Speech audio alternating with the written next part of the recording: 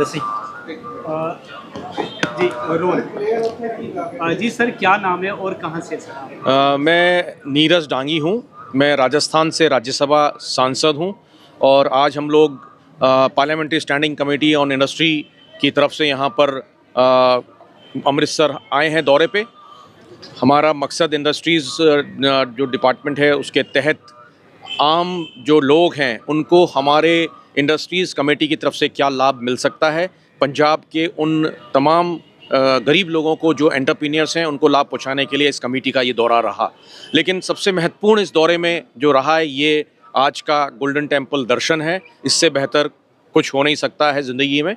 ये जो हमारी अमृतसर और पंजाब की धरोहर है और राष्ट्र के लिए गौरव का विषय है गोल्डन टेम्पल। वहाँ दर्शन करके एक अलग ही अनुभूति का एहसास हम लोगों को हुआ और मैं समझता हूँ कि इसी तरीके से ऊपर वाला तमाम देश के लोगों के बीच में अमन, चैन और भाईचारे का जो है संदेश पहुँचे, पूरे देश के अंदर भाईचारा कायम रहे, यही मैं इस मौके पे कहना चाहूँगा। बहुत बेहतरीन यहाँ पर जो है व्यवस्थाएं, जो यहाँ के संचालक लोग हैं, व्यवस्थाएं देखने वाले हैं, सुरक्षाकर्मी हैं, तमाम जो लोग हैं बहुत बेहतर तरीके से यहाँ पर लॉ एंड ऑर्डर को मेंटेन किए हुए हैं और व्यवस्थाओं को मेंटेन किए हुए हैं। कितने मेंबर आए हैं और क्या? लगभग 20 मेंबर कमेटी में हम लोग आए हैं। उसमें कुछ लोग आज वाघा बॉर्डर भी गए हैं, कुछ लोग यहाँ पर अभी जो है यहाँ गोल्डन टेम्पल दर्शन के लिए कुछ देर में हाजिर होंगे। मैं समझता हूँ कि सभी को ऊपर वाला बहुत अच्छे दर्शन देगा और सबकी मनोकामना पूर्ण होगी।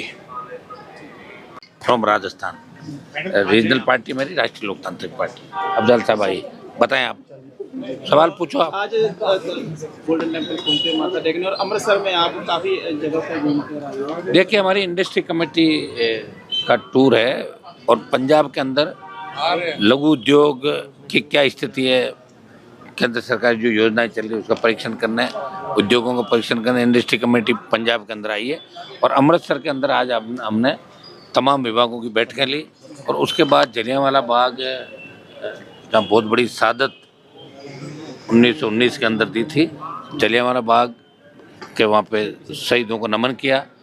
और हम चाहते हैं कि जलियांवाला बाग की जो घटना थी वो वर्ल्ड में एक अलग ही तरह की, इतनी बड़ी तादाद के अंदर कोई शहादत अगर कोई पंजाब की धरती पे अमृतसर में जलियांवाला बाग के अंदर हुई, तो हम कोशिश करेंगे इस बार पार्लियामेंट के अंदर कि जलियांवाला बाग की घटना जो हुई, जो शहादत जिसकी बदौलत अंग्रेज भारत छोड़ के भागे, और भगत सिंह जी, सरदार उधम सिंह जी ने जहाँ यूके में जाके जिस तरह गवर्नर जो डायर थे उनकी गोली मार के हत्या की, असेंबली में बम फेंका, और पूरे देश के नौजवानों के अंदर एक ऊर्जा और प्रत्येक धर्म के अंदर जागृति आई। तो जलियांवाला बाग की घटना के बाद हिंदुस्तान की आज़ादी के अंदर एक नया मोड़ आया और अंग्रेज भागने को मजबूर हुए।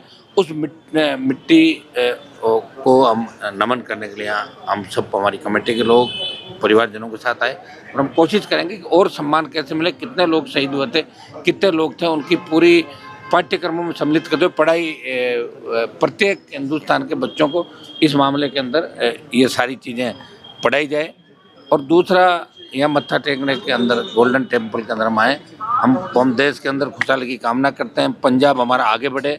पंजाब में जिस तरह बाढ़ की घटना हुई और केंद्र सरकार ने बाढ़ की घटना के समय कोई बड़ा पैकेज पंजाब को नहीं दिया, और हम प्रयास भी करें पंजाब के अंदर जो बाढ़ पीड़ित हमारे भाई उनको पूरा, चूँकि राजस्थान से मैं आता हूँ और राजस्थान के अंदर जो पानी आता है पंजाब प्रांत से होकर ही राजस्थान का हनुमानगढ़, गंगानगर, यहाँ सिंचाई का, जैसलमेर, बाड़मेर, नागौर तक पीने का पानी जा रहा है। हमारा पंजाब का बहुत ही अच्छा रिश्ता है और समय समय पे पंजाब और राजस्थान जब भी तकलीफ पड़ती है एक दूसरे की मदद करते हैं। देश में जब किसान आंदोलन हुआ था, पंजाब के किसानों ने मोदी के तीनों बिलों का विरोध किया और उसमें राजस्थान से हनुमान बेनीवाल जो आरएलपी के थे, एनडीए की सत्ता को ठोकर मार के राजस्थान में भी इस आंदोलन का बिगुल बजाया और आज यहाँ मत्था टेक के, और हम देश के अंदर जो हालात बन रहे हैं, जवानों को रोजगार, किसान तकलीफ के अंदर है, किसान के कर्जे माफी को लेके बढ़ते अपराध, और जो पंजाब ने हमें दिया, जिस तरह देश आज़ाद कराया उन क्रांतिवीरों ने, क्रांतिकारियों ने, लेकिन आज की जो देश के हालात तो ठीक नहीं है। इस देश में आज भी 40 करोड़ लोग ऐसे होंगे जो एक टाइम का खाना खाते हैं। ये कैसे ठीक हो, इसको लेकर लगातार हम परीक्षण और कमेटियों के मार्फत से जाते रहते हैं। आज गोल्डन टेम्पल के अंदर हम मत्था टेक के यही कामना करेंगे और यही अरदास करना है कि वो इस हिंदुस्तान को एक सोने की चिड़िया के रूप में वापस विकसित करे और पंजाब को आगे बढ़ाए और पंजाब का किसान जवान खुशहाल रहे। ये हमारा कल का है। कल हम बाघा बॉर्डर पर एक बार जाएगी हमारी कमेटी, उसके बाद परसों हम लोग वापस जाएंगे। क्या कहना चाहेंगे? पढ़ो यार। आप यहाँ दरबार साहब माता देखने आए और आज हम पंजाब जो वीर भूमि है, गुरुओं की भूमि है, संतों की भूमि है और यहीं से जो गुरुवाणी निकली उसने पूरे विश्व को संदेश देने का काम किया।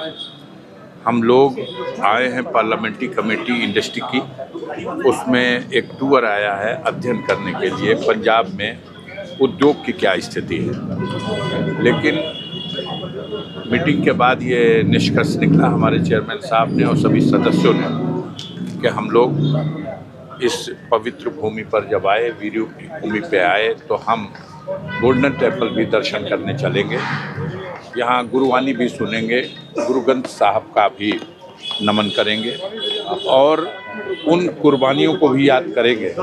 पंजाब के वीरों की कुर्बानी का ही परिणाम है कि देश ब्रिटिश हुकूमत का झंडा उखाड़ने में सफल हुआ। आज़ाद भारत में हमें ये कहने में कोई संकोच नहीं कि आज भी सारे भेदभाव के बाद भी पंजाब पूरे देश में अपना एक अलग मुकाम रखता है, बुलंदियों को छू रहा, कृषि के क्षेत्र में या अन्य सभी तरह के क्षेत्रों में।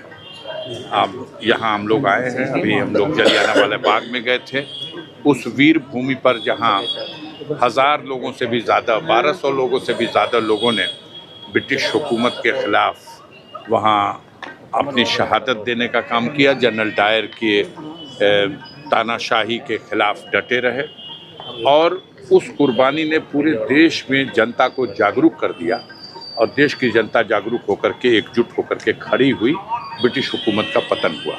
तो उस भूमि को भी हम लोगों ने उसका दर्शन किया, खुद को धन्य महसूस करते हैं कि एक बस जो कसक रह गई वो ये रह गई कि हमारी नई